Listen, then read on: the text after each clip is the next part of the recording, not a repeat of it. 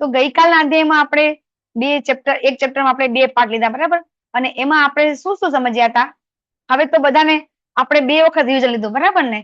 તો હવે બધાને જ ખબર હશે, નવા પાર્ટિસિપન્ટ ને આપણે ગયા કાલનો અધ્યાય બહુ જ ઈઝી હતો. અને એમાં આપણે શું સમજ્યા ગઈકાલના અધ્યાયમાં? હરે કૃષ્ણ માતાજી.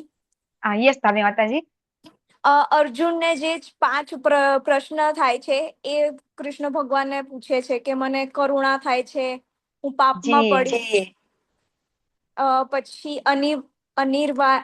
એક હતું લાસ્ટ. અનિર્ણયતા. હા, હા અનિર્ણયતા. પછી કુટુંબજનો બધા મૃત્યુ પામશે. જી માતાજી. હા. યસ દેવ્યાની માતાજી.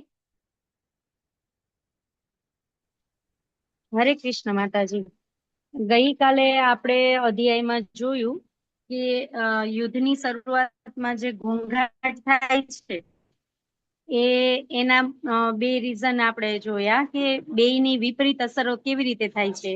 2 સેના ઉપર એની અસર થાય છે, પોઝિટિવ અને નેગેટિવ 2 રીતની અસર આપણે સૌથી પહેલા એ જોઈ હતી. પછી ભગવાનના બધા નામ વિશે આપણે ચર્ચા કરેલી હતી કે ભગવાનને ઋષિકેશ, કેશવ, ગોવિંદ, મધુસૂદન, જનાર્દન, મુકુંદ શું કરવા કહેવામાં આવે છે, બધાના આપણે અર્થ સમજેલા હતા.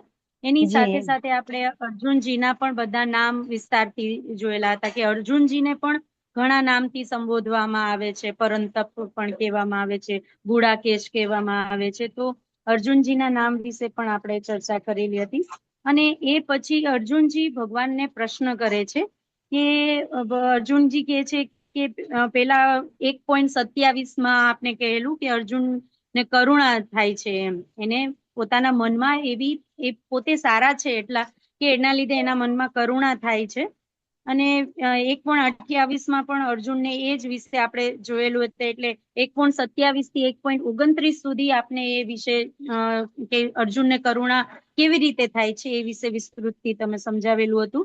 એ પછી આપણે 1.31, 32 થી 35 સુધીમાં એવું કહ્યું કે મને આનંદ નથી થતો, હું આ બધાને ભણીશ તો મને આનંદ નહીં થાય. તો એ બીજો પ્રશ્ન હતો અર્જુનજીનો. પછી ત્રીજો પ્રશ્ન એમનો એ હતો કે પાપનો ભય લાગશે, પાપનો ભય હતો કે હું બધાને હણીશ તો મને પાપ નહીં લાગે, આટલા બધા નિર્દોષોને હું હત્યા કરીશ તો મને પાપ નહીં લાગે, એવો ભય એમને સતાવતો હતો.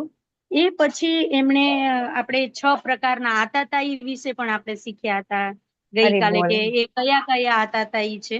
તો એ 6 પ્રકારના આતાતાઈમાં ઝેર આપનાર છે, પછી આગ લગાડનાર, શસ્ત્રોથી જો હુમલો કરે આપણી ઉપર તો એ પણ એક આતાતાઈ છે.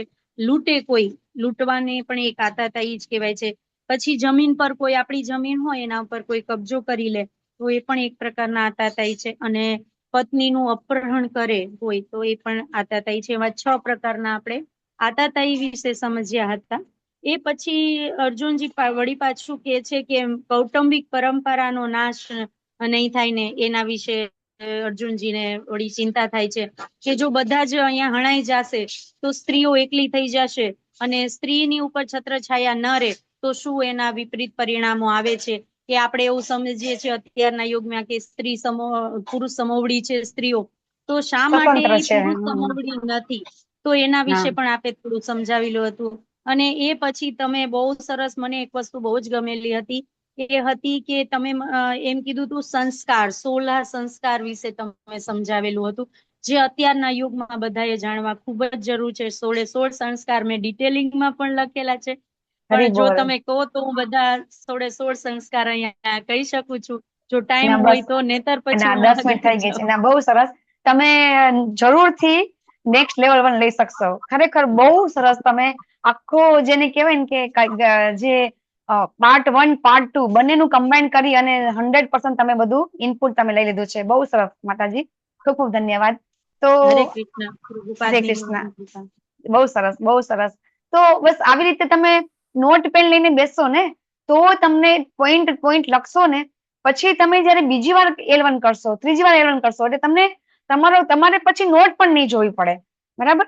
સ્ટાર્ટિંગમાં આપણે નોટ જોવી પડશે, પછી શું થશે, તમારી નોટ પણ નહીં જોવી પડે. તમને ઓટોમેટિક તમને યાદ આવી જશે કે આપણે આટલું ભણ્યા છીએ. અને જો તમે જે લોકો L2 માં બધા નવા છે, તમે જોજો કે હવે તમને કોઈ પણ વ્યક્તિ તમને એમ કહેશે કે તમે અધ્યાય 1 માં શું આવે, તો તમે ફટફટ બોલી જશો કે અધ્યાય 1 માં શું આવે છે. બરાબર, તમને એકદમ પરફેક્ટ લેવલ 2 તમે કરો 1 વાર 2 વાર, પછી તમને કોઈ ઊંઘમાંથી ઉઠાડીને પૂછે ને તો પણ તમને ખબર પડી જશે, તમે જવાબ આપી શકશો કે પેલો અધ્યાય એટલે શું. બરાબર ને? તો બસ આપણને ભગવદ ગીતાનો એક એક શ્લોક ન આવડે તો કઈ વાંધો નહીં, પણ ગીતામાં ભગવાન આપણને શું સમજાવવા માંગે છે, શું કહેવા માંગે છે.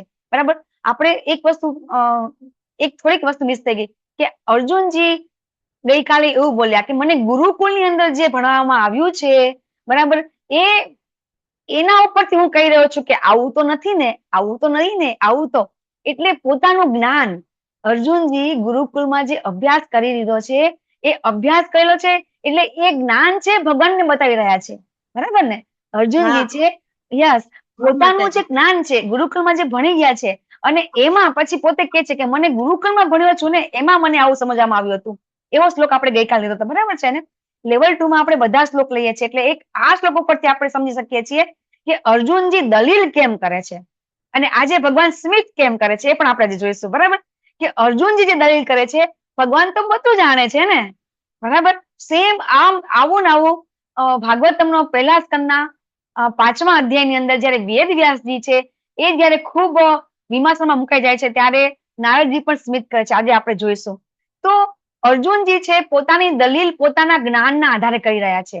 બરાબર, અર્જુનજીને શું છે, હું પણ જ્ઞાની છું, મને પણ બધી ખબર પડે છે કે પાપ લાગે, આમાં કોઈ આનંદ નથી, આમાં આપણને દયા આવે, બરાબર, પરંપરાનો નાશ થઈ જાય.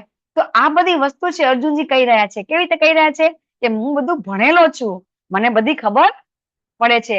હવે આપણે જોયું કે પહેલા અધ્યાયમાં ભગવાન એક શબ્દ બોલતા નથી. અર્જુનજી કહે છે કે રથ લઈ જાઓ, તો કે હા લઈ જા, તું જો.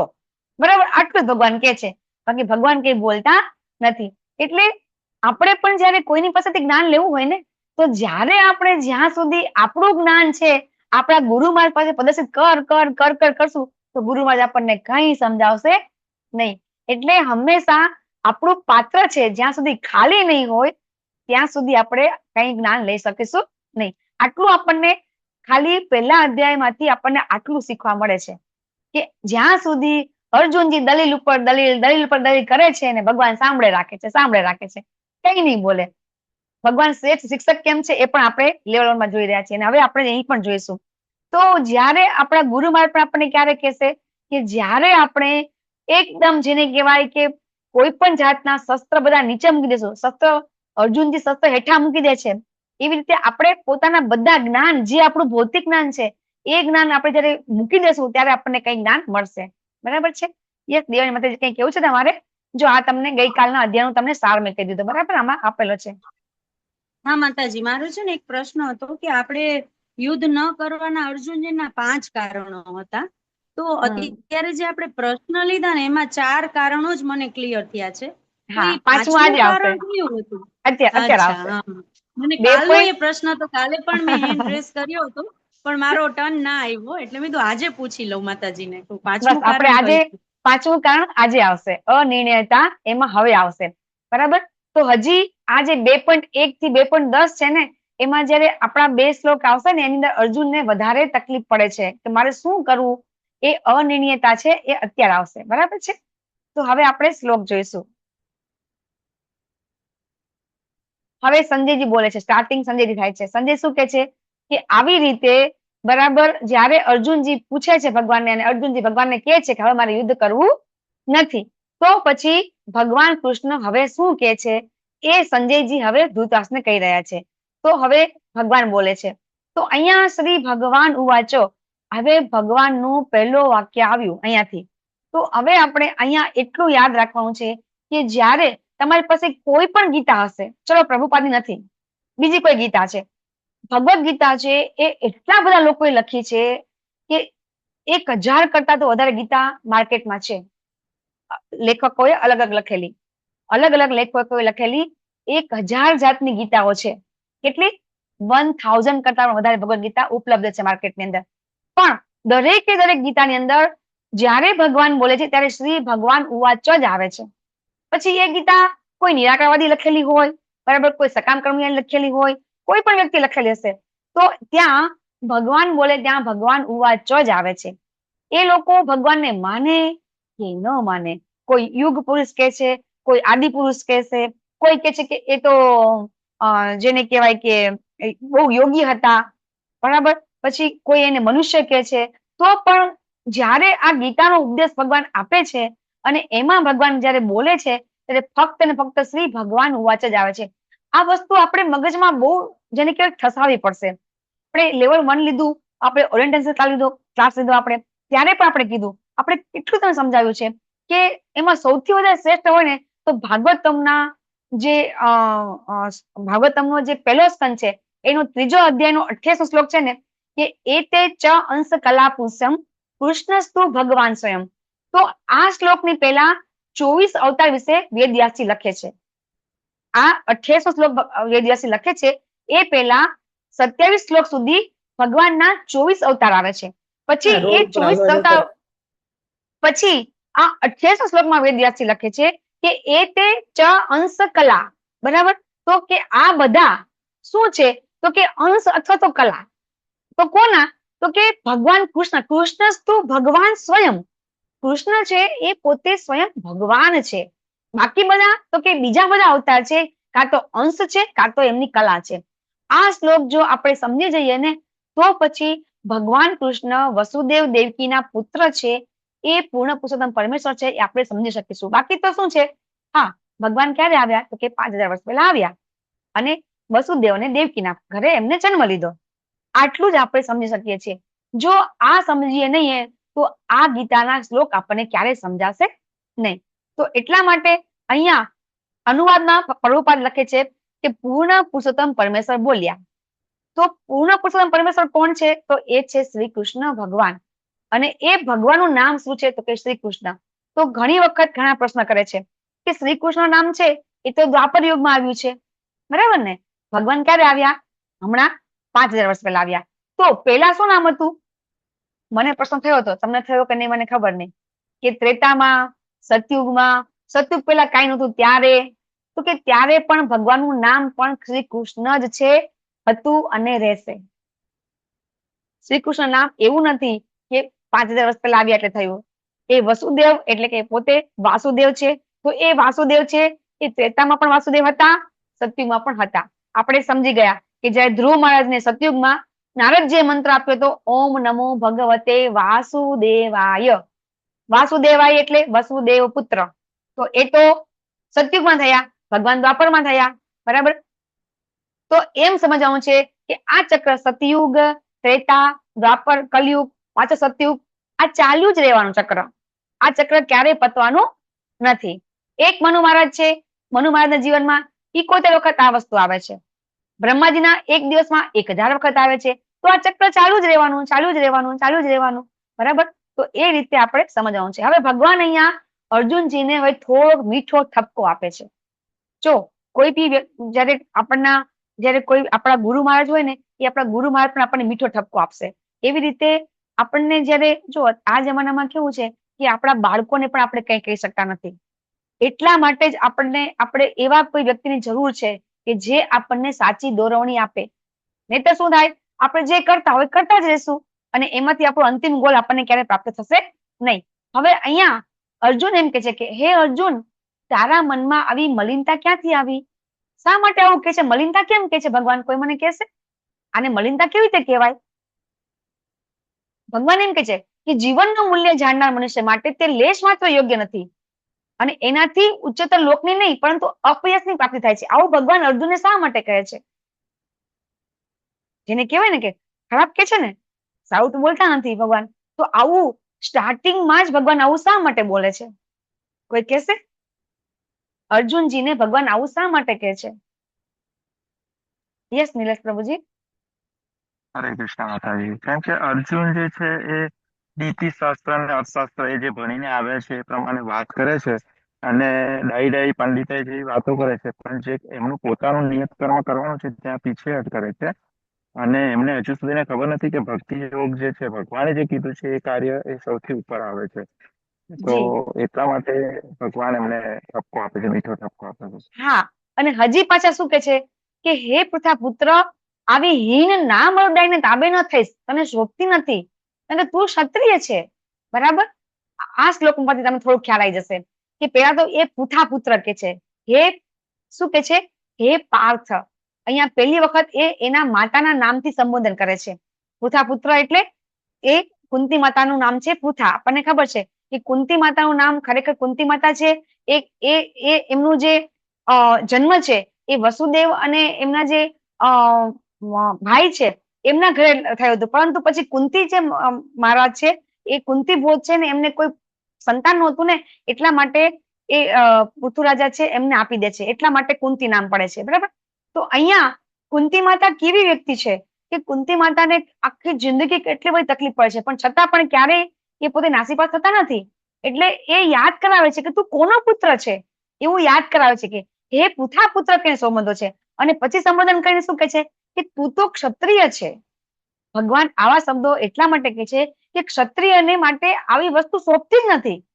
ક્ષત્રિયનું કામ શું છે તો કે એનું કામ છે કે એને પોતાના ધર્મ માટે, ધર્મના રક્ષણ માટે એને યુદ્ધ કરવાનું. તો જે ક્ષત્રિય હોય ને એ આવું વિચાર કરી શકે જ નહીં. એટલે પહેલાના જમાનામાં વર્ણાશ્રમ ધર્મ પ્રમાણે આપણા જાતિ પ્રમાણે જાતિ હતી, એવું નથી કે જન્મ પ્રમાણે. બરાબર, એ લોકોના ગુણ અને કર્મ પ્રમાણે એ લોકો ખરેખર ક્ષત્રિય હતા. તો અર્જુનજી છે એ કોણ છે તો કે એ રાજવંશના પુત્ર છે અને એ રાજા છે. તો એને છે ને આવું બધું શોભતું નથી. એટલે આપણે પણ જયારે આપણું કોઈ કાર્ય કરતા હોય, આપણું કર્તવ્ય કાર્ય કરતા હોય ને આપણે, ત્યારે ભગવાન આપણને કહે છે કે તમારું નિયત કર્તવ્ય છે ને એ ક્યારેય તમારે છોડવાનું નથી. અહીંયા અર્જુનજીને જેમ ભગવાન કહે છે કે તું ક્ષત્રિય છે તો તારામાં આવો વિચાર તારે કરવો જ ન જોઈએ. એવી રીતે જયારે આપણે આપણું કર્તવ્ય કર્મ કરતા હોય અને એમાં કોઈ પણ દોષ આવે તો એ દોષ વાળું કામ હોય તો આપણને ભગવાન 18મા અધ્યાયમાં પણ સમજાવશે કે તમારું જે પણ કાર્ય છે એ કાર્ય દોષયુક્ત હોય ને તો પણ તમારે તમારું કાર્ય કરવાનું છે. ભગવાન અહીંયા અર્જુનજીને એમ સમજાવે છે. અર્જુનજીને ભગવાન પહેલા અત્યારે તો ખાલી આટલું જ કહે છે ભગવાન કે ભાઈ તું ક્ષત્રિય છે તો તારે ક્ષત્રિયનું કાર્ય તારે કરવાનું છે. અહીંયા ભગવાન એટલું જ સમજાવે છે. ભગવાન અહીંયા ઉપદેશ આપતા નથી. ભગવાન એટલું જ કહે છે કે તું ક્ષત્રિય છે તો તું આવું તું કેમ બોલે છે. ભગવાન એમ કે છે. પાછા અર્જુનજી પોતાની પછી દલીલ પાછી રજૂ કરે છે. શું કે છે કે હે શત્રુહંતા, હે મધુસૂદન. પાછું મધુસૂદન શબ્દ આપણે કાલે આવ્યો હતો. અચ્છા, કોઈને યાદ છે મધુસૂદન એટલે શું? ગઈકાલે સમજાવી દીધું આપણે. મધુસૂદન ભગવાનને કેમ કહેવામાં આવે છે? હરે કૃષ્ણ માતાજી. કોઈ નવા બોલે? યસ વિવેક પ્રભુજી. હા, મધુસૂદન તમે એમ સમજાવ્યું હતું કે મધુ અને કેટભ નામના બે અસુર હતા, એમાં એમનું જી, દમન thank કરવાથી you. એમને નામ મધુસૂદન થેન્ક યુ આપવામાં આવ્યું. પ્રભુજી. બહુ સરસ. કે મધુ અને કૈટભ નામના રાક્ષસોએ બ્રહ્માજીના હૃદયમાંથી જ્ઞાન હરી લીધું હતું. એ જમાનાની અંદર પણ હેકર હતા. બરાબર, કે કેવા હેકર હતા? અત્યારે હેકર છે ને એવા ત્યારે પણ હતા. બરાબર, કે હૃદયમાં જઈને બ્રહ્માજી જેવા ભગવાનના, જેને કહેવાય કે પ્રથમ ભક્ત, એમનામાંથી એમને જ્ઞાન હરણ કરી લીધું હતું. એટલે એમને એ બંને દૈત્યોને માર્યા હતા. એટલે મધુસૂદન કે છે. પછી અર્જુન શું કે છે કે હું ભીષ્મ અને દ્રોણ જેવા પૂજનીય પુરુષ ઉપર બાણો કેવી રીતે વાળી શકું? પ્રભુપાદનું તમે જો અહીંયા તમે પરપટ વાંચો તો પ્રભુપાદ ગીતામાં શું કે છે કે ભીષ્મ અને દ્રોણ તો કેવા છે કે એમની ઉપર પ્રહાર કરવાની વાત તો એક જ રહી. કોઈ વ્યક્તિ એમની સામે બોલી પણ ના શકે. એ બંનેનું ચારિત્ર કેવું છે? બે કેરેક્ટર કેવા છે? ભીષ્મ પિતામહ અને દ્રોણના કેરેક્ટર કેવા છે કે એ કેરેક્ટર એવા છે કે એમની સામે આપણે આપણો શબ્દરૂપી બાણ પણ ન મારી શકીએ આપણે. તો અર્જુનજી જે કે છે સાચું જ કે છે કે ભીષ્મ અને દ્રોણની પર બાણ કેવી રીતે મારી શકાય. અહીંયા પ્રભુપાદ બહુ સરસ લેક્ચરમાં એમના પરપટમાં કે છે. તમે ભગવદ ગીતા ચોક્કસ વાંચજો કે એમાં પ્રભુપાદ લખે છે કે કઈ રીતે દ્રોણ અને ભીષ્મ છે કેટલા મહાન છે. બરાબર, આપણને બધાને એમ છે કે ભીષ્મ પિતામહ તો દુર્યોધનના પક્ષે લડ્યા, બરાબર, અને દ્રોણ છે એ પણ દુર્યોધનના પક્ષે લડ્યા. તો આ બધું છે ને એ ભગવાનની એક જેને કહેવાય કે સુનિશ્ચિત એમનું આયોજન છે. ભગવાનનું બધું આયોજન સુનિશ્ચિત છે. અચ્છા, ભીષ્મ હકીકતમાં કોણ હતા એ કોઈને ખબર છે? પૂર્વ જન્મમાં ભીષ્મ પિતામહ કોણ હતા? હરે કૃષ્ણ માતાજી. ગંગાપુત્ર. ગંગાપુત્ર આ જન્મમાં, પણ આગલા જન્મમાં? આગલા જન્મમાં વસુ હતા. વસુ. તેઓ વસુ હતા. વસુ હતા. હરિસુંદર દાસ, હરી બોલ. તો આપણને તમને બધાને એ સ્ટોરી કદાચ ખબર હોય કે ન ખબર હોય કે જયારે આપણે 33 કોટી દેવતા આપણે આવે છે ને, એમાં આપણે 8 વસુઓનું નામ લઈએ છીએ. એ વસુમાંના એક વસુ છે, બરાબર. સ્ટોરી આપણે આજે અધ્યાય લાંબો છે તો નહીં લઈએ. તો એ કઈ રીતે ભીષ્મ પિતામહને જન્મ થયો એ આપણે સ્ટોરી આગળ લેશું. તો ભીષ્મ પિતામહ એક વસુ હતા, બરાબર. અને પછી આ જન્મમાં તો એક જયારે ભીષ્મ પિતામહ જયારે એમનો જન્મ થયો, એમણે પોતાનું શિક્ષણ ગ્રહણ કર્યું અને એ પરશુરામ સાથે પણ યુદ્ધ કર્યું હતું એમણે. અને એમાં પરશુરામ પોતે કહે છે કે તારી સાથે હું યુદ્ધ કરી શકીશ નહીં. તો આવી વ્યક્તિ, અને એમને તો ઈચ્છા મૃત્યુ વરદાન હતું. આપણને બધાને ખબર છે કે ભીષ્મ પિતામહને એમના પિતાએ ઈચ્છા મૃત્યુ વરદાન આપેલું હતું. તો એ રીતે ભીષ્મ પિતામહ તો એટલા બધા સક્ષમ હતા, કોઈ પણ વ્યક્તિ એમને મારી જ ના શકે. તો પછી અર્જુનજી તો કેવી રીતે એમને હરાવી શકશે? જો મારી જ ન શકાય તો હરાવી કેવી રીતે શકાય, બરાબર. તો અર્જુનજીને બે વસ્તુ થાય છે કે એક તો એ બંને પૂજનીય છે, તો આમની ઉપર કેવી રીતે બાણ મારવા જોઈએ? તો પ્રશ્ન સાચો છે ને, ખોટો તો છે નહીં. પછી અર્જુનજી શું કે છે કે આ બધા ગુરુજનોને હું જો મારી નાખું, બરાબર, એના કરતા તો હું ભીખ માંગીને જીવન જીવું, એ મારા માટે સારું છે, બરાબર. કારણ કે મારે કઈ આવી, જો અર્જુનજી પોતે રાજવંશી છે, રાજ્ય જેને કહેવાય કે એ જન્મજાત છે, એ રાજાના કુટુંબમાં જન્મ થયેલો છે, છતાં પણ એ આવું કહી રહ્યા છે કે મારે આ ભૌતિક લાભની કઈ ઈચ્છા નથી, બરાબર. જો એ લોકો મારા ગુરુજનો છે અને જો એ લોકો મારો વધ કરશે ને, બરાબર, તો પણ મને એ સારું લાગશે. અર્જુનજી અહીં પાછા જે પહેલા અધ્યાયમાં કીધું હતું એ જ વસ્તુ આજે પાછા કહી રહ્યા છે. ભગવાને જયારે એમ કીધું કે તું તો ક્ષત્રિય છે, તારે આવું બોલવું ન જોઈએ, તો પછી અર્જુનજી પછી વધારે દલીલ રજૂ કરે છે, બરાબર. કેવી રીતે કરે છે કે આ તો બધા મારા ગુરુજનો છે, એને હું કેવી રીતે મારું? તો આપણે વિચાર કરી શકીએ કે આપણે પણ એમ થાય ને કે આપણે દાખલા તરીકે કઈ તકલીફ પડે તો શું આપણે આપણા માતા પિતા વડીલોને આપણે મારી શકીએ? ન મારી શકીએ. તો એવી રીતે અર્જુનજી છે એમની જગ્યાએ સાચા છે, ખોટા તો છે નહીં. તો કઈ રીતે ભગવાન સમજાવે છે એમને? હવે અર્જુનજીને આ જે દેવીની માતાજીનો પ્રશ્ન હતો, બરાબર, કે અહીંયા એમને શું થાય છે કે હવે મારા માટે શું છે, હું જીતું કે જીતાઈ જઉં, એ હારી જ મને કઈ ખબર પડતી નથી. હું એ લોકોનો વધ કરું અથવા તો હું એમની સામે યુદ્ધ કરું. હવે અર્જુનજીને આ જે શ્લોક છે એમાં એમની અનિર્ણયતા, જે આપણો એમનો 5મો પ્રશ્ન છે, એ અહીંયા પ્રદર્શિત થાય છે કે અર્જુનજી કે છે કે મને ખબર પડતી નથી મારે શું કરવું.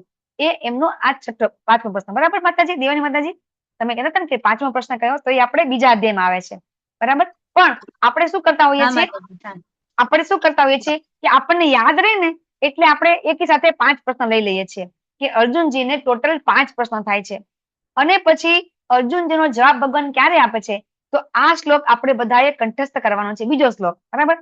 બોલો બધા. કાર્પણ્ય દોષો પહત સ્વભાવ પૃચ્છામિ તામ સંચેતાઃ યશ્રેષાનિ ચિત્તં બ્રૂહિ તન્મે યસ્તે હંસાદિમં પ્રપન્નમ. હવે અર્જુનજી શું કે છે? હવે હું મારું જેને કહેવાય ને, હું જેને કહેવાય કે હું એકદમ ભૂલી ગયો છું, મારે શું કરવું? હું એકદમ જેને કહેવાય કે કન્ફ્યુઝ થઈ ગયો છું, બરાબર. એના કારણે મારું મન છે એ દુર્બળ થઈ ગયું છે અને હવે હું મારું કર્તવ્ય ભૂલી જ ગયો છું, પોતાને એમ થાય છે. અને પછી હવે હું પૂછી રહ્યો છું અને હવે હું તમારે અહીંયા કે છે શિષ્ય તે અહમ સાધી, હવે હું તમારો શિષ્ય થયો છું અને હવે હું તમારા શરણાગત છું. તામ પ્રપન્નમ એટલે કે શરણાગત.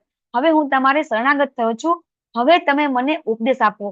યશ્રેયસ્યા નિશ્ચિતમ બ્રૂહિ તન્મે, તમે હવે મને ઉપદેશ આપો. કેવો? તો કે શ્રેય, યત શ્રેય. અહીંયા પાછા અર્જુનજી શું કે છે?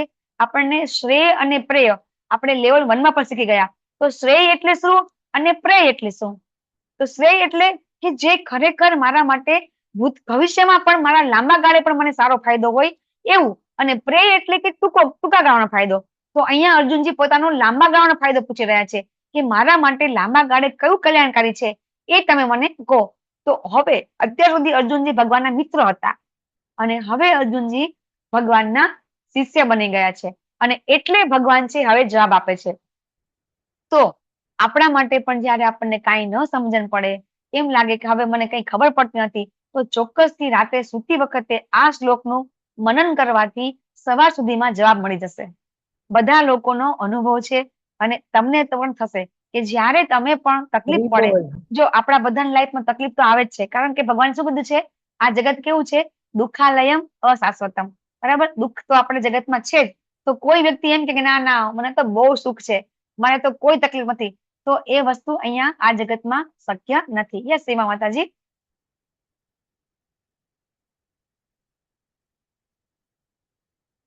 હરે કૃષ્ણ. તો હવે અર્જુનજી શું કે છે કે મારી ઇન્દ્રિયોને સુખી નાખનાર આ શોકને દૂર કરી શકે એવું કોઈ સાધન મને દેખાતું નથી. સ્વર્ગ પરના દેવોના સાર્વભૌમ અધિકારની જેમ સર્વથા સમૃદ્ધ પૃથ્વીનું નિષ્કંટક રાજ્ય પ્રાપ્ત કરીને પણ હું આ શોકને દૂર કરી શકીશ નહીં. અર્જુનજી પાછા કે છે કે કેવું રાજ્ય? નિષ્કંટક. નિષ્કંટક એટલે કે એવું રાજ્ય છે કે જ્યાં એમને કોઈ તકલીફ નથી. એવું રાજ્ય મેળવીશ ને તો પણ મને આ દુઃખ જે મને ઉત્પન્ન થયું છે એ હું દુઃખ દૂર કરી શકીશ નહીં. હવે આ શ્લોકની અંદર આપણને પણ સમજાવવામાં આવે છે કે આપણે પણ કઈ રીતે ગુરુને પ્રાપ્ત કરી શકીએ. અચ્છા, તો અહીંયાથી આપણને પ્રભુપાદ, તમે જો ગીતા વાંચતા હોય તો પ્રભુપાદ આની અંદર પણ આપણને સદગુરુનું શરણ લેવાનું કહે છે. અર્જુનજીએ શરણ લીધું અને પછી ભગવાન ઉપદેશ આપે છે.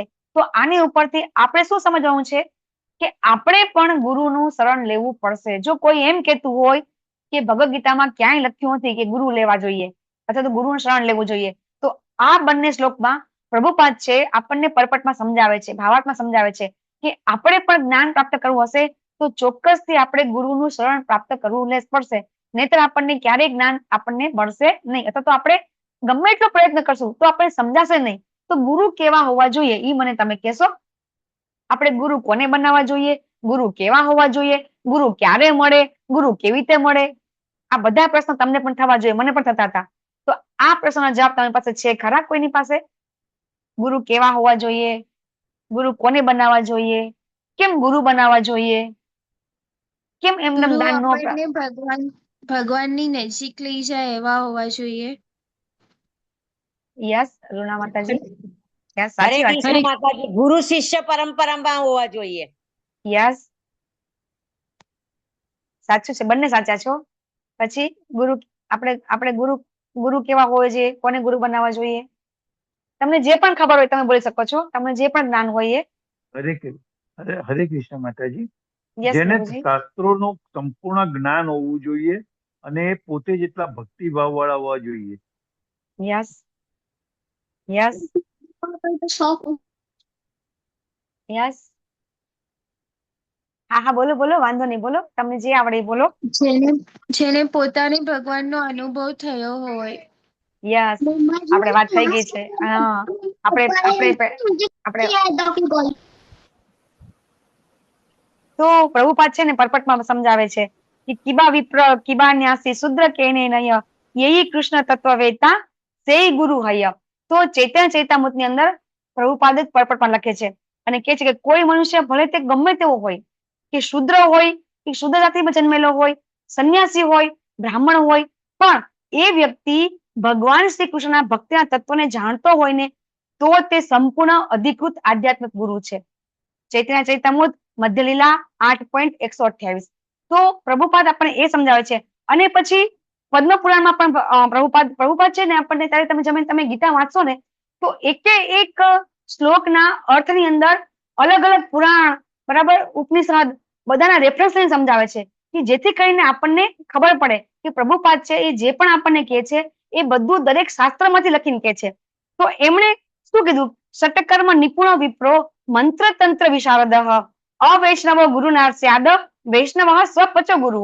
એનો અનુવાદ શું થાય છે કે સંપૂર્ણ વૈદિક જ્ઞાનમાં પારંગત થયેલો વિદ્વાન બ્રાહ્મણ તથા વૈષ્ણવ થયા વગર અથવા કૃષ્ણ ભક્તિના વિજ્ઞાનમાં નિષ્ણાત થયા વગર આધ્યાત્મિક ગુરુ બની શકાતા નથી.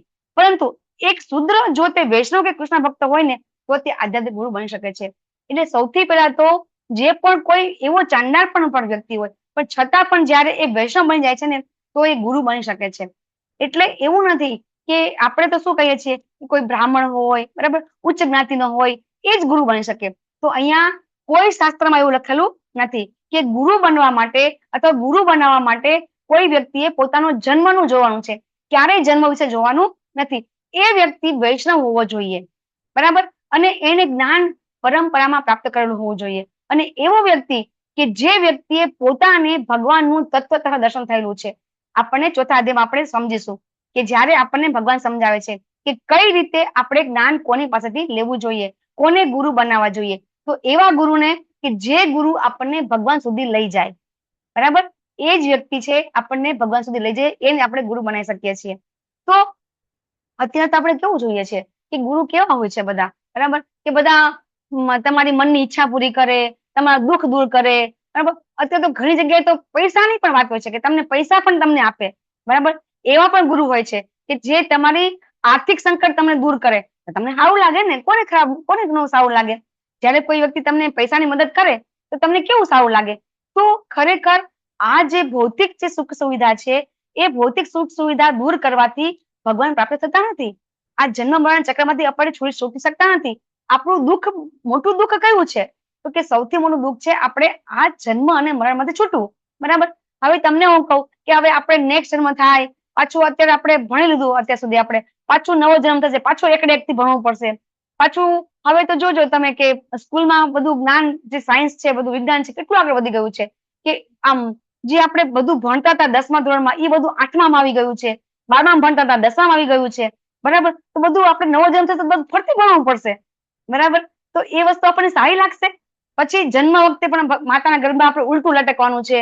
તો આવું બધું બહુ દુઃખ છે. અને એ દુઃખ આપણને અનુભવ થાય છે. ક્યારે થાય છે? જ્યારે આપણું આ શરીર છૂટે છે, આત્મા જ્યારે ગતિ કરે છે, પછી આત્માને બધું ખબર પડે છે. પણ આપણે તો શું છે કે આપણે તો ક્યાં જોયું છે, ક્યાં આપણે મરવાનું છે, આપણે ક્યાં આત્માને જોવા જવાનો છે. આપણે તો આપણને બધાને એવું જ છે કે આપણને ક્યાં જોયું છે, મર્યા પછી શું થવાનું છે. પણ આજે જ ભગવાન સમજાવશે આપણને કે તમારે બધું જોવાનું છે, બરાબર. ભગવાન આજે આપણે ભગવાન બધું જ જ્ઞાન આપશે કે કઈ રીતે આપણે પણ બધું જ આજે આ જન્મની અંદર નહીં, આવતા જન્મમાં પણ બધું આપણે જે ભોગવવાનું છે એ આપણને બધી ખબર પડે છે. પણ ક્યારે ખબર પડે છે? કે જયારે આપણે જ્ઞાન બધું જતું રહે પછી. અને ત્યારે આપણે કહે છે કે પાણી પહેલા પાળ બાંધવી પડે. પાણી જતું રહે પછી તો શું, ના કઈ કામનું નહીં, હે ને, કે પૂર આવી ગયું અને પછી પાળ બાંધવા જઈએ તો એ ચાલે નહીં. તો આપણે બધાનું એવું છે. પછી આપણે પાળ બાંધવા જશું તો પાળ બંધાશે નહીં. એટલા માટે એ આપણે પાળ પેલા બાંધી લેવાની છે. તો એ આપણને ગીતાનું જ્ઞાન પેલા લઈ લેવાનું છે. હવે સંજય શું કે છે કે આવી રીતે અર્જુને કીધું ભગવાનને, અને પછી અર્જુન છે એ મૌન થઈ ગયા, બરાબર. તો પછી ભગવાન છે ને એ ભગવાન શું કે છે, બરાબર. તો ભગવાન કહે છે કે હે ભ્રાંતસી ધૃતરાષ્ટ્ર, તે વખતે તે બંને સૈન્યો વચ્ચે ભગવાન કૃષ્ણએ અર્જુનને સ્મિત પૂર્વક વચન કહ્યા. અહીંયા ભગવાન સ્મિત કરે છે, અર્જુનનો જીવ જાય છે અને ભગવાન સ્મિત કરે છે, બરાબર ને. એમ કહી શકાય ને કે અર્જુનનો જીવ જાય છે અને ભગવાન સ્મિત કરે છે. તો હવે મેં તમને હમણાં થોડીક વાર પહેલા કહી દીધું, ભગવાન શા માટે સ્મિત કરે છે. અહીંયા આપણે શું સમજવાનું છે કે ભગવાન સ્મિત કેમ કરે છે? જો આ સમજવું બહુ જરૂરી છે. નહીતર તો શું કહેશે કે લે ભગવાન તો કે મજાક ઉડાવે છે અર્જુનજીની. અર્જુનજીને તકલીફ, આપણે તો આપણામાં કહેવત છે ને કે કાગડાભાઈનો જીવ જાય અને કોને હસવું આવે? હા, એવું કંઈક છે, કાગડાભાઈનો જીવ જાય. હા, તો અહીંયા એવું નથી. અહીંયા શું છે, અર્જુનજીને તકલીફ પડે છે અને ભગવાન સ્મિત કઈ રીતે કરી રહ્યા છે? શા માટે? જો આ તમે નહીં સમજો ને તો તમે ભગવાનને નહીં સમજી શકો. આ સમજવું બહુ જરૂરી છે. ભગવાન સ્મિત શા માટે કરે છે? ભગવાન રાજી થાય છે અહીંયા. જ્યારે અર્જુનજી ભગવાનને શરણાગત થાય છે ને, તો હવે ભગવાન ખુશ થાય છે કે હવે મારો દીકરો મારી પાસે આવ્યો. અત્યાર સુધી મને મિત્ર સમજતો હતો, બરાબર, હવે એ મને ગુરુ સમજે છે. હવે એ મારી પાસે શરણાગત મને થયો. 7મા શ્લોકમાં ભગવાનને શરણાગત થયો એટલે ભગવાનને અહીંયા આનંદ થાય છે. ભગવાન તો બધું જાણે છે. ભગવાન તો ખબર હતી કે અર્જુન મારી પાસે આવવાના જ છે, પણ હવે મારી પાસે આવ્યો. અર્જુન મારી પાસે આવી ગયો. અને હવે એક જેને કહેવાય ને કે ભગવાન મહાન ભયમાંથી રક્ષણ કરે છે. આપણે આગળ શ્લોક આવશે કે જ્યારે ભગવાનના શરણે આપણે જઈએ છીએ તો ભગવાનને બહુ ગમે છે. આની ઉપરથી આપણે એક વસ્તુ યાદ રાખવાની છે કે જો આપણે ભગવાનને શરણાગત થશું, ભગવાન ઉપર 100% વિશ્વાસ કરશું ને, તો ભગવાન બહુ આનંદ થશે. ભગવાન સ્મિત ત્યારે પણ કરશે. ક્યારે કરશે? જ્યારે આપણે પણ ભગવાન પાસે જશું. તો આ શ્લોકમાં આપણે એક કાંઈ સમજવાનું નથી. સ્મિત ઉપરથી આપણે એટલું સમજવાનું છે કે જ્યારે આપણે પણ ભગવાન પાસે જશું તો ભગવાન સ્મિત કરશે, ભગવાન ખુશ થશે. તો ભગવાન ખુશ ક્યારે થયા? અર્જુનજીએ ઘણું બધું કીધું તો ભગવાન ખુશ ના થયા. પણ જ્યારે અર્જુનજીએ ભગવાનને કીધું કે શિષ્ય સ્તેહમ સાધી મામ ત્વામ પ્રપન્નમ, હવે હું તમારા શરણે છું, એટલે ભગવાન અત્યારે સ્મિત થાય છે અને હવે ભગવાન બોલે છે, બરાબર. અહીંયા આપણે એ સમજવાનું છે. તો હવે ભગવાન અર્જુનજીને 11મા શ્લોક થી 30મા શ્લોક સુધી સાંખ્ય યોગ આપે છે. તો એ જ્ઞાન છે આ સમજવું થોડું અઘરું છે. ન સમજાય તો ચિંતા કરતા નહીં, આપણે બીજી વાર સમજશું, બરાબર? પણ સમજવાનો પ્રયત્ન તમે કરજો. તો એ જે જવાબ છે એ પહેલો પ્રશ્ન અર્જુનનો. અર્જુનજી જે દયા થાય છે, કરુણા થાય છે અને કહે છે કે મારે યુદ્ધ કરવું નથી. તો પહેલા તો ભગવાન કહેશે કે જો તું એમ કહીશ કે તું યુદ્ધ નહીં કરે તો બધા આ લોકો શું તને બધા યશ આપશે, બરાબર? કે જે લોકો જેવી દ્રષ્ટિ હોય ને એવું વિચાર કરતા હોય. કોઈ સારી વ્યક્તિ હોય ને તો એ સારું વિચાર કરે, અને ખરાબ વ્યક્તિ હોય, એક જ વસ્તુ હોય ને એક જ વસ્તુને બે વ્યક્તિ અલગ અલગ દ્રષ્ટિથી જોતી હોય છે. જેવી આપણે કહીએ છીએ કે દ્રષ્ટિ એવી સૃષ્ટિ, બરાબર? તો જો અર્જુનજી યુદ્ધ નહીં કરે તો સામે એ લોકો કેવા છે, દુર્યોધન, એ બધા કેવા છે, એ શું સારું બોલશે? એ લોકોની દ્રષ્ટિ કેવી છે? એ લોકોની દ્રષ્ટિ તો એવી જ છે કે હા અર્જુન તો નાસીપાસ થઈ ગયો, ડરી ગયો. એ વખાણ નહીં કરે, હા બહુ સારું હો તે કે યુદ્ધ નથી કરતો ને તે યુદ્ધ છોડી દીધું ને, બહુ સારું, ચલો યુદ્ધ અમને રાજ્ય મળી ગયું, તારો ખૂબ ખૂબ આભાર, એમ કેશે? દુર્યોધન એવું કેશે? કર્ણ એવું કેશે? હા અર્જુન તારો ખૂબ ખૂબ આભાર, ચલો તે યુદ્ધ કરવાનું છોડી દીધું એટલે હવે તારો ખૂબ આભાર, એવું કેશે? નહીં કે. એ લોકોની દ્રષ્ટિ એવી છે જ નહીં, એટલા માટે એ લોકો ક્યારે એવું કરશે નહીં. એટલે ભગવાન છે ને આજે એને અર્જુનને આ 20 શ્લોકની અંદર જે જ્ઞાન આપે છે કે આત્મા અને આ શરીરનું જ્ઞાન, એ જે આપણે સમજવાનું છે કે કઈ રીતે આપણું શરીર અને આત્મા બંને અલગ છે. એ વસ્તુ જો આપણે આ ભગવાનનો પહેલો ઉપદેશ છે કે તું શરીર નથી, આત્મા છું. અને એના માટે ભગવાન 20 શ્લોક વાપરે છે, બરાબર? તો આ શ્લોક બધા આપણે કંઠસ્થ કરવાના છે, તો બધા આપણે ગાઈશું, સાથે ગાજો. અશોચ્યાનવ શોચસ્ત્વમ પ્રજ્ઞાવાદાંશ્ચ ભાસતે ગતાસુન અગતાસુંશ્ચ જ્ઞાનો શોચંતિ પંડિતાઃ. બરાબર? ભગવાન કે છે કે અશોચ્યાનવ શોચસ્ત્વમ. અશોચ એટલે કે શોક કરવા જેવો નથી, શોચ એટલે કે શોક કરે છે. કે જેનો શોક કરવા જેવો નથી એનો શોક કરે છે.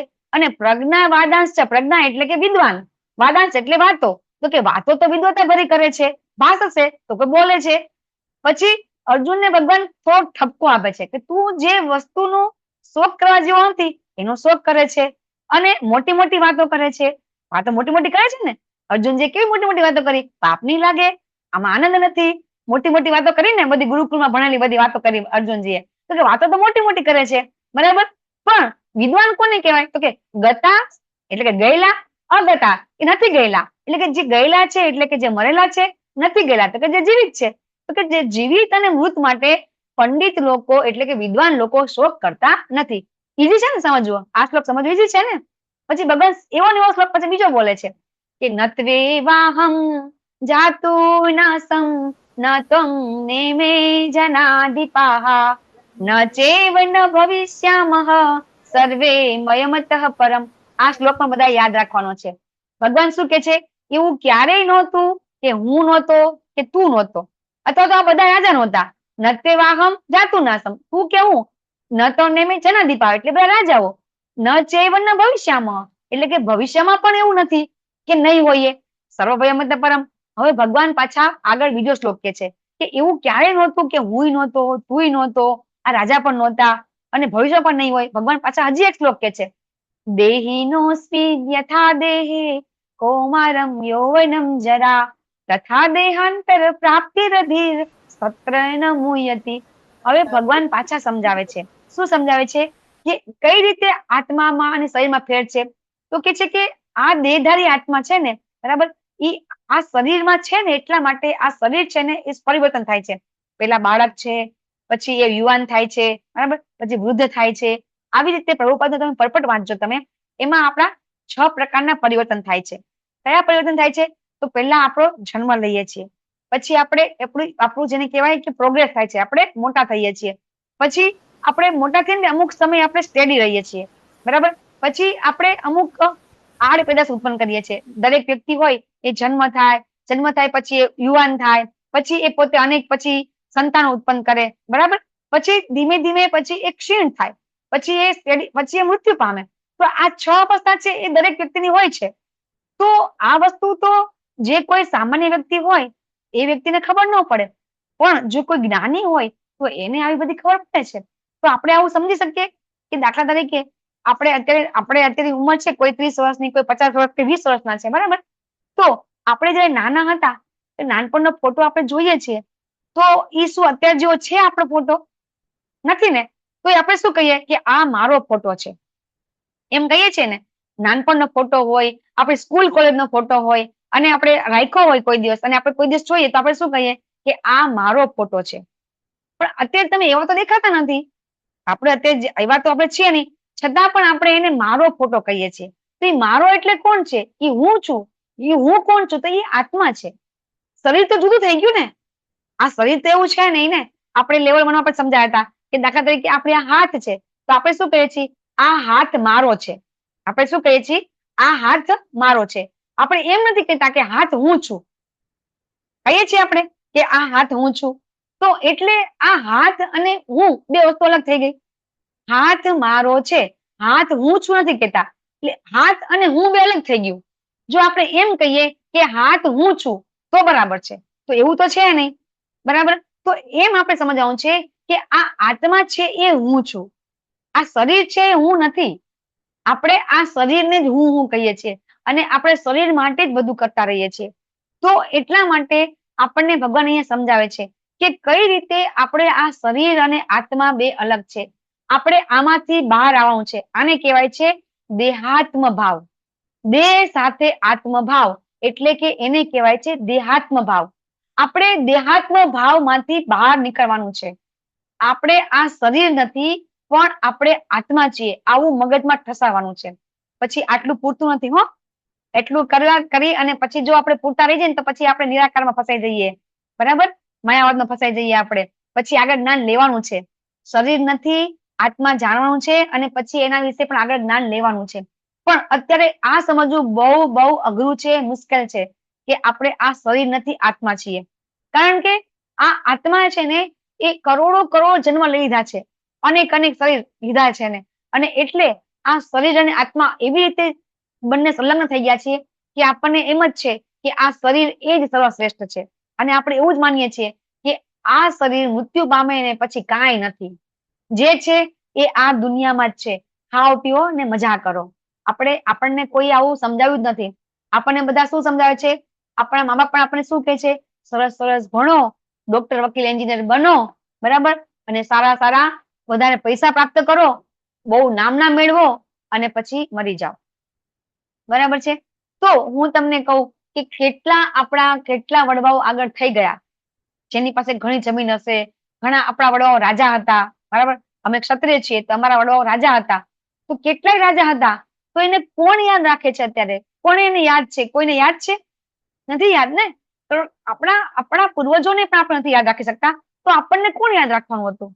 આપણે આ સમજી શકતા નથી. છતાં પણ આપણે આ જીવનમાં જ આપણે બધું પ્રાપ્ત કરવાની કોશિશ કરી રહ્યા છીએ અને આપણે પ્રતિષ્ઠા, માન, સન્માન આના માટે આપણે પ્રયત્ન કરીએ છીએ અને એમાં જ આપણી જિંદગી આપણી જીવી જાય છે. આપણને કોઈ સમજાવતું નથી કે આ શરીરમાં જેવો આત્મા નીકળી ગયો, બધું અહીં નહીં રહી જશે.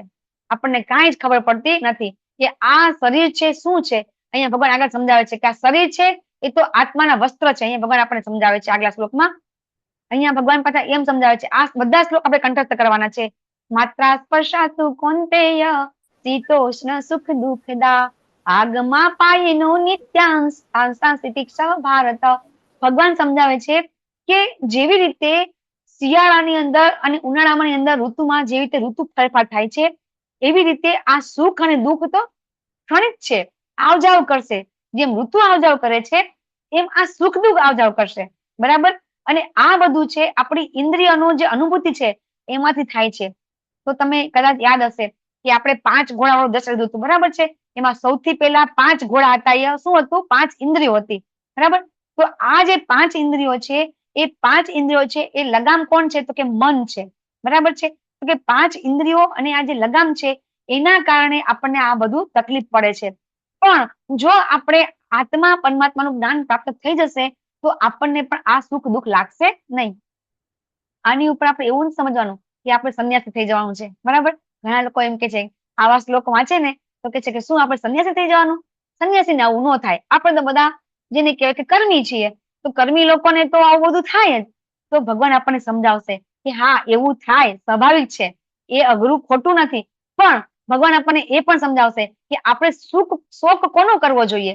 અહીંયા ભગવાન આપણને સમજાવશે કે શોક એનો કરવો જોઈએ કે ખરેખર શોક કરવા યોગ્ય હોય. બરાબર. ભગવાન એમ કે છે કે જે કોઈ વ્યક્તિ છે એ વ્યક્તિ, ભગવાન આગલા શ્લોકમાં આપણને સમજાવે છે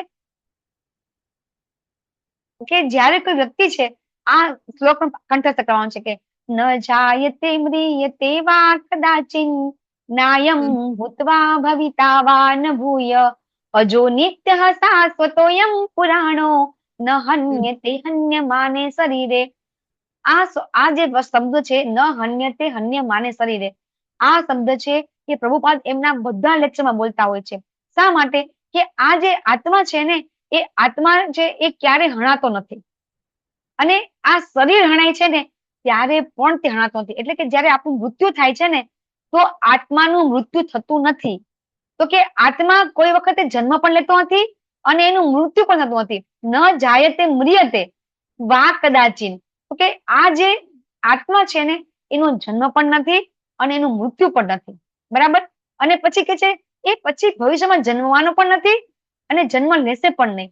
એ કેવો છે? અજો એટલે કે અજન્મા, નિત્ય એટલે કે સનાતન, શાશ્વત એટલે કે ચિરસ્થાયી, પુરાણો એટલે પુરાતન, એટલે કે જયારે સૌથી પુરાણો છે, એટલે કે એનું કોઈને એનો હિસ્ટ્રી ખબર નથી. તો આપણને આ શ્લોક જો આપણે સમજી જઈએ ને કે જેવી રીતે ભગવાન અજન્મા છે ને, એવી રીતે આપણો આ આત્મા છે ને એ પણ અજન્મા છે. કોઈ જગ્યાએ કોઈ ઉલ્લેખ નથી કે આત્માનો જન્મ થયો છે. તો આપણને આ શ્લોક ઉપરથી એવી સમજણ પડી જવી જોઈએ કે આ પૃથ્વી ઉપર જે પણ જીવો છે ને, એ બધા જીવો છે ને એક સાથે જન્મ લે છે અને બધા જીવો પરિવર્તન પામતા રહે છે અલગ અલગ યોનિઓની અંદર. એટલે જયારે કોઈ એમ કે કોઈ વનસ્પતિમાંથી અથવા તો પેલા એક કોશીમાંથી બહુ કોશી થયા, તો એ બધું ખોટું છે. ભગવાન શું કે છે કે આત્મા છે એ સનાતન છે. સનાતન એટલે કે પેલા હતો, પછી રહેશે અને અત્યારે પણ છે. આત્માનો પણ ભગવાનની જેમ જ જન્મ નથી. ભગવાનનો જેમ જન્મ નથી ને, એમ આત્માનો પણ જન્મ નથી. આ વસ્તુ સમજવી બહુ અઘરી છે. કેમ સમજી જઈએ? અત્યારે આપણે એમ કહીએ કે હું કહું કે મારો આ 2 દી પહેલા જન્મદિવસ ગયો, બરાબર, ને બધાએ મને શુભેચ્છાઓ બધી આપી, તો આપણે તો એમ કહીએ છીએ કે આપણો જન્મ થયો. તો ખરેખર આપણો જન્મ થયો નથી, તો આપણે કેવી રીતે સમજી શકશું આ વસ્તુ? આપણો જન્મ તો થયો જ છે ને. આ પૃથ્વી ઉપર મારો હાલમાં જન્મદિવસ ગયો, તો મેં કીધું કે મારો જન્મદિવસ ગયો, તો ખરેખર ભગવાન તો એમ કહે છે કે તમારો જન્મ જ નથી, તો જન્મદિવસ કેવી રીતે આવે? તમે કેવી રીતે સમજી શકશો આને? યસ કુમુદ માતાજી. યસ માતાજી, આપણે જે તમે વાત કરો છો એ આ શરીરના જન્મની વાત થઈ રહી છે, પણ જ્યારે જે આપણે જે આત્મા જે છે એ અજો, નિત્ય, શાશ્વત અને પુરાતન છે. એટલે મીન્સ જ્યારે આ સંસાર નહોતો ત્યારે પણ હતો, અને જ્યારે આ સંસાર નહીં હોય ત્યારે પણ આપણું શાશ્વત રહેવાના છીએ. એટલે કહેવાનો અર્થ અહીંયા એ થાય છે કે આપણું શરીર નાશવાન છે, આત્મા અમર છે. એવી રીતે. હરે કૃષ્ણ. જી માતાજી, થેન્ક યુ માતાજી, ખૂબ ખૂબ આભાર. યસ નિલેશ પ્રભુજી.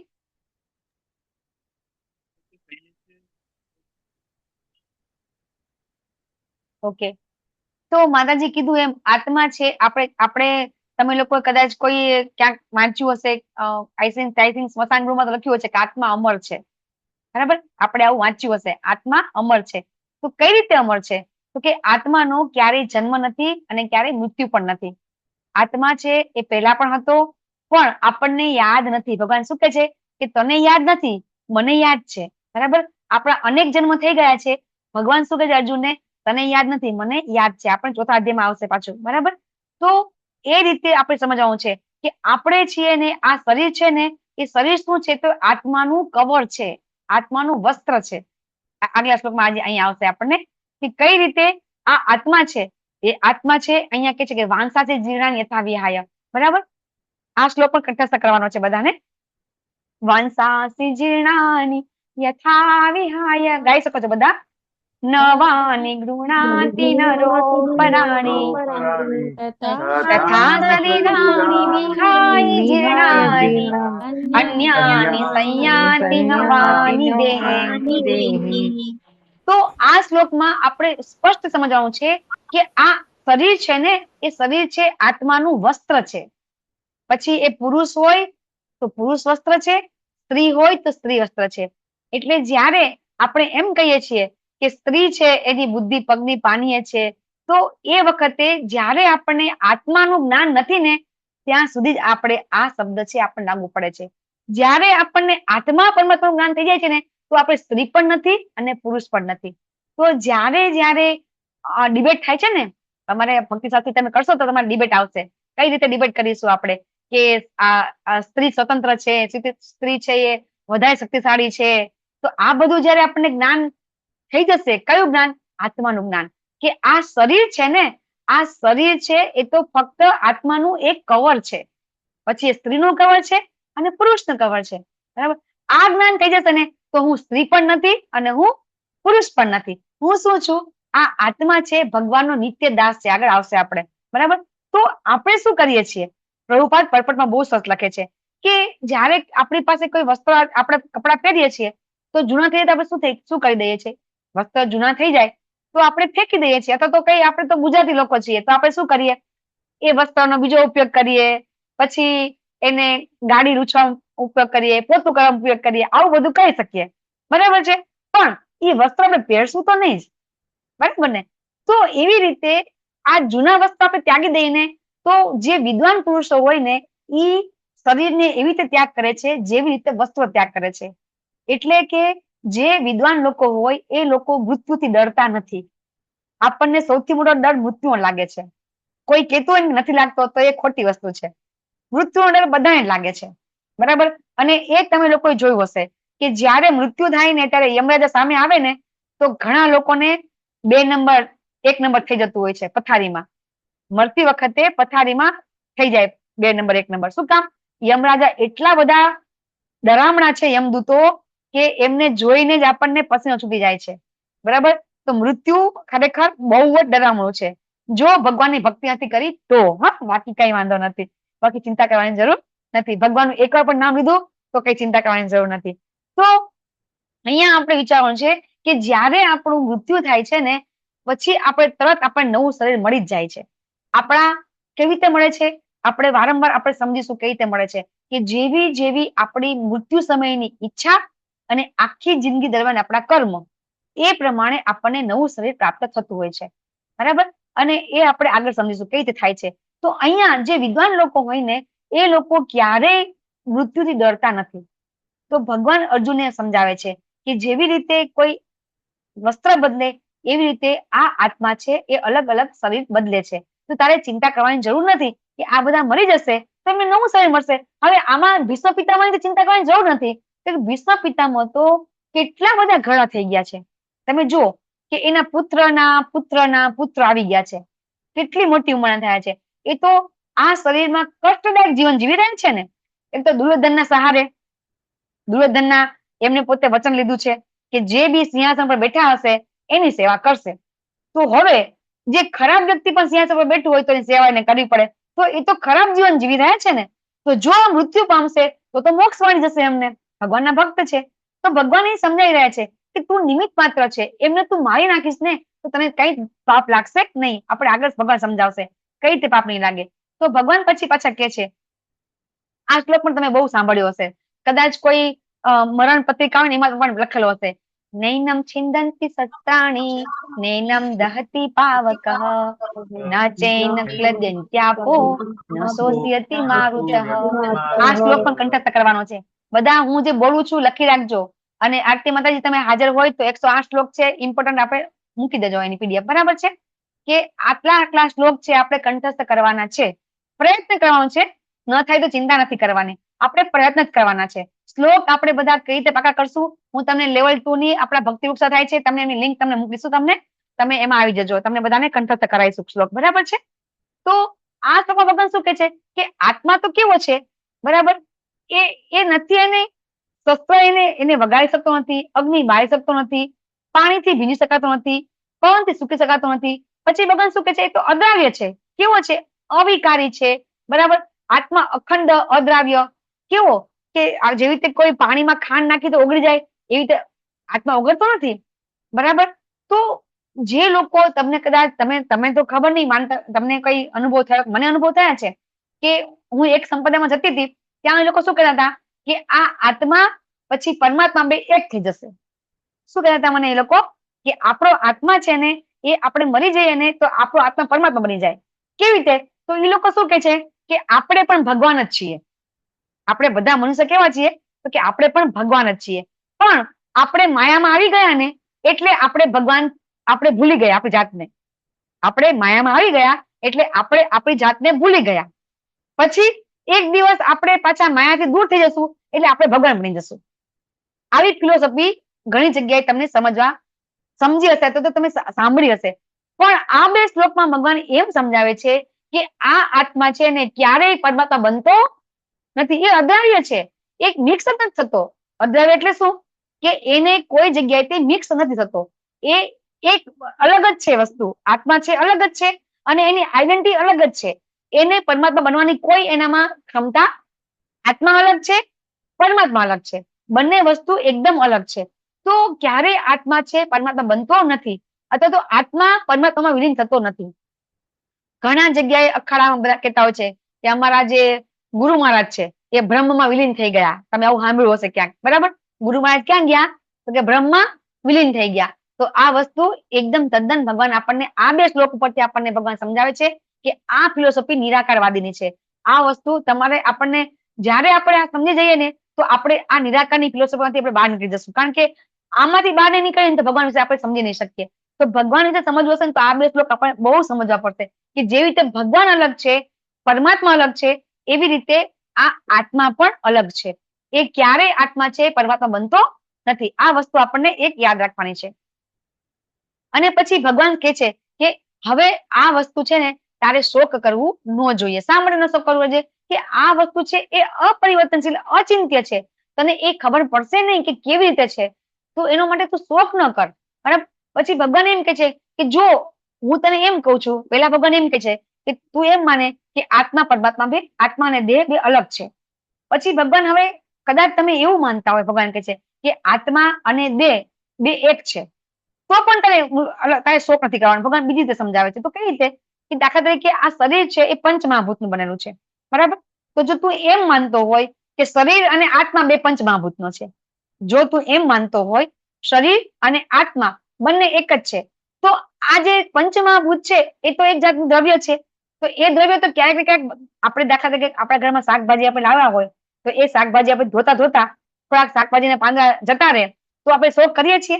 તો એવી રીતે જો આ પંચમહાભૂતનું શરીર બનેલું હોય અને એ શરીરમાં શોક નીકળી જાય તો એના માટે શું શોક કરવાનો? જો પંચમહાભૂતનું શરીર હોય તો એના માટે શોક કરવા જેવો છે જ નહીં. ભગવાન અહીંયા બે રીતે સમજાવે છે. કારણ કે એ વખતે જયારે દ્વાપર યુગ હતો ને એ વખતે પછી પણ આપણને ખબર છે કે બૌદ્ધ, એના પછીનું ફિલોસોફી આવી હતી, બૌદ્ધ ફિલોસોફી. તો ભગવાન છે ને એ બૌદ્ધની ફિલોસોફી વાળા પણ હશે, એટલા માટે ભગવાન એ રીતે સમજાવે છે. પાછા ભગવાન પાછા હતા અહીંયા આવી જાય છે. શું કે છે કે આ શ્લોક પણ કંઠસ્થ કરવાનો છે. જાતસ્ય હિ ધ્રુવો મૃત્યુ ધ્રુવમ જન્મ મૃતસ્ય ચ તસ્માદ પરિહાર્ય અર્થે ન ત્વમ શોચિતુમ અર્હસી. હવે ભગવાન અહીંયા સ્પષ્ટ કે છે જાતસ્ય હિ ધ્રુવો મૃત્યુ, કે જેણે જાતસ્ય, જેણે જન્મ લીધો છે તેનું મૃત્યુ છે અને મરણ પછી એનો પુનર્જન્મ છે. શું કે છે? ધ્રુવમ જન્મ મૃતસ્ય ચ, જેનો જન્મ છે એનું મૃત્યુ છે અને જેનું મૃત્યુ થયું છે એનો પાછો પુનર્જન્મ છે. તો પછી કઈ ચિંતા કરવા જેવું છે? ભગવાન એ સમજાવે છે કે જ્યારે આપણું મૃત્યુ થશે પછી આપણો જન્મ તરત થઈ જવાનો છે. તો દાખલા તરીકે કોઈ વૃદ્ધ વ્યક્તિ હોય 70-80 વર્ષના, મૃત્યુ પામી જાય, બરાબર? તો પછી તરત જ એને નવું બાળકનો જન્મ મળી જશે.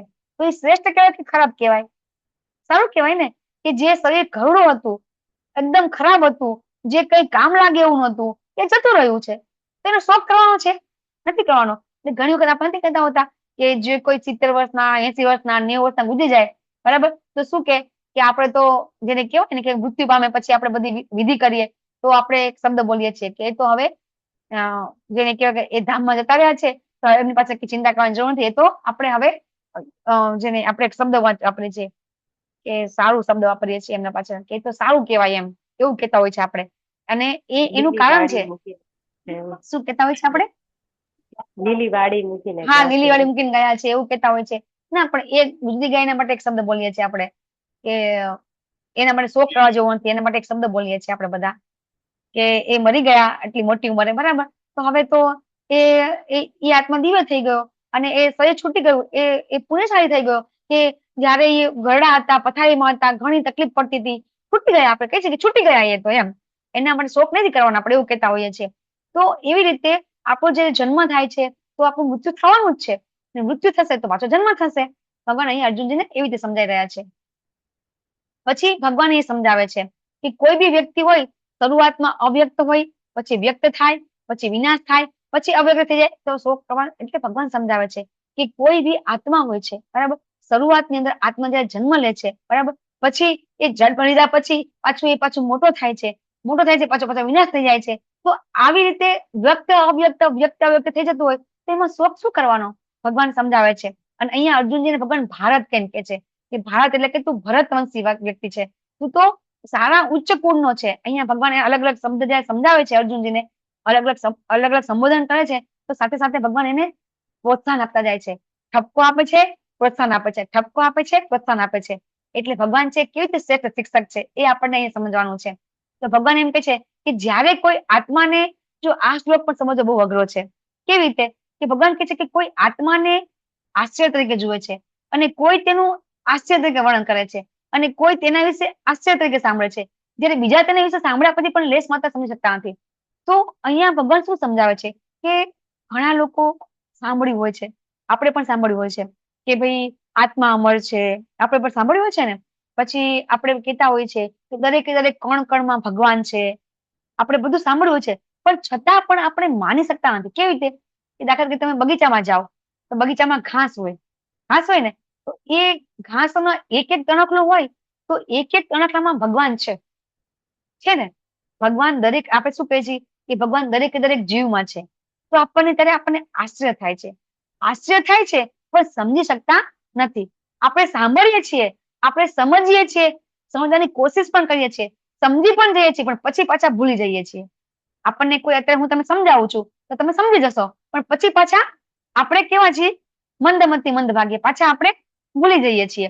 તો એ રીતે ભગવાન આપણને આ શ્લોકમાં આપણને કઈ રીતે આપણે સમજતા નથી એ સમજાવે છે.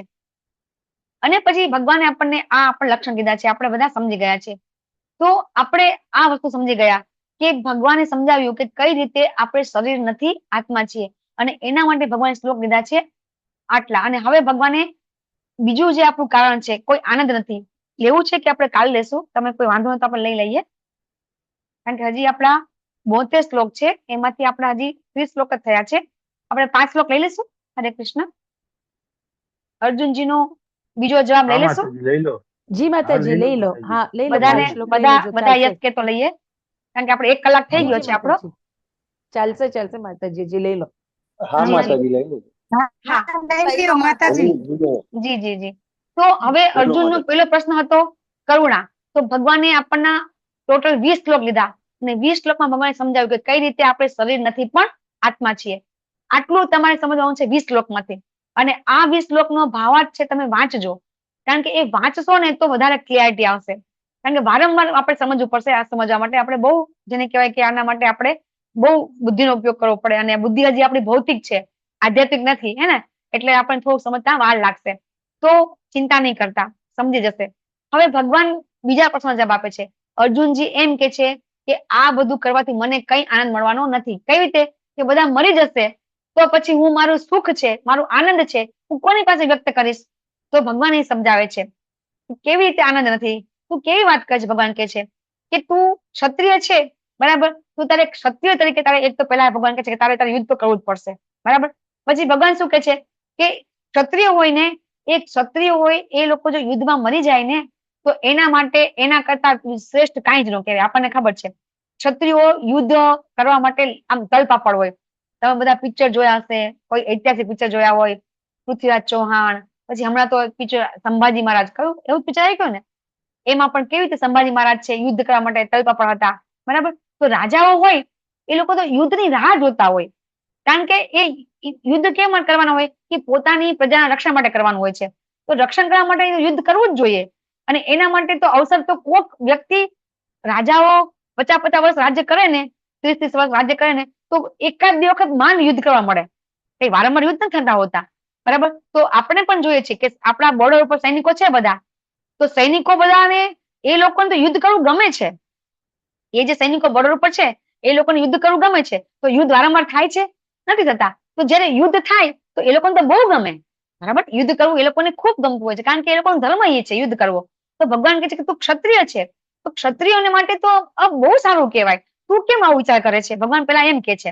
પછી ભગવાન શું કે છે કે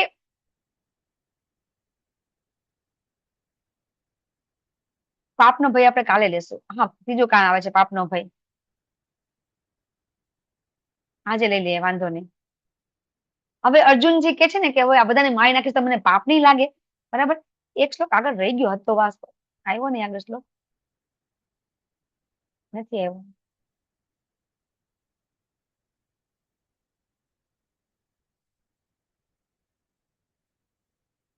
હવે ભગવાન એ સમજાવે છે કે અર્જુનજી જયારે એમ કે છે કે મને પાપ નહીં લાગે, બરાબર, હું જે આ બધું યુદ્ધ કરીશ તો મારી મને મને પાપ લાગશે, નરકમાં જતો રહીશું. તો ભગવાન શું કે છે કે જો તું યુદ્ધ નહીં કરે ને, એટલે કે તારું કર્તવ્ય નહીં કરે ને, તો તને પાપ લાગશે. કઈ રીતે પાપ લાગશે? કે જો આ બધા જે દુર્યોધન લોકો છે બધા, એ લોકો તું યુદ્ધ નહીં કરે અને એ લોકો જયારે પોતાનું રાજ્ય તારું પડાવી લેશે અને રાજ કરશે, તો એ લોકો તો અધર્મી છે. એ એવું અધર્મ કરશે કે જેથી કરીને બધી પ્રજા છે એ પ્રજા ખૂબ ખૂબ દુઃખી થશે. તો તને વધારે પાપ લાગશે. જો તું યુદ્ધ નહીં કરે તો તને વધારે પાપ લાગશે. બીજું કે યુદ્ધ નહીં કરે તો તને અપકીર્તિ લાગશે, કે કોઈ વ્યક્તિ તને વખાણ નહીં કરે. આપણે આગળ વાત થઈ ગઈ, સ્ટાર્ટિંગમાં મેં તને કીધું, બરાબર, કે જયારે અર્જુન જે યુદ્ધ નહીં કરે તો સામા પક્ષે કેવા લોકો છે, જેવી દ્રષ્ટિ એવી સૃષ્ટિ, એ લોકો ક્યારે વખાણ નહીં કરે. હા, બહુ સારું થયું, અર્જુને મૂકી દીધું ને યુદ્ધ, સારું થયું, ચલો અર્જુન તારો બહુ બહુ આભાર. શું આભાર વ્યક્ત કરશે? ના, કોઈ દિવસ નહીં કરે. બરાબર. એ તો શું કે છે, અર્જુન તો બી ગયો, અર્જુન ડરી ગયો, એવું કેશે. ક્યારે એ લોકો એવું નહીં કે હા તે બહુ સારું કર્યું. તો ભગવાન શું કે છે કે અપકીર્તિ છે ને, એ તો જે ક્ષત્રિય હોય ને એના માટે સૌથી વધારે ખતરનાક છે, ખરાબમાં ખરાબ છે.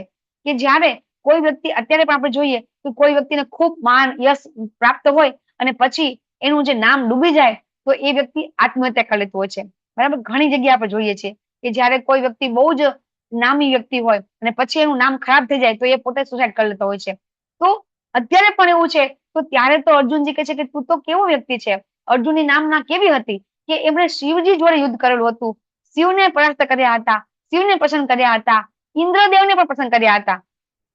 અને એ ઇન્દ્રની અંદર સ્વર્ગમાં પણ એ યુદ્ધ કરીને આવીને પોતે જેને કહેવાય કે પ્રશંસા પામી હતી.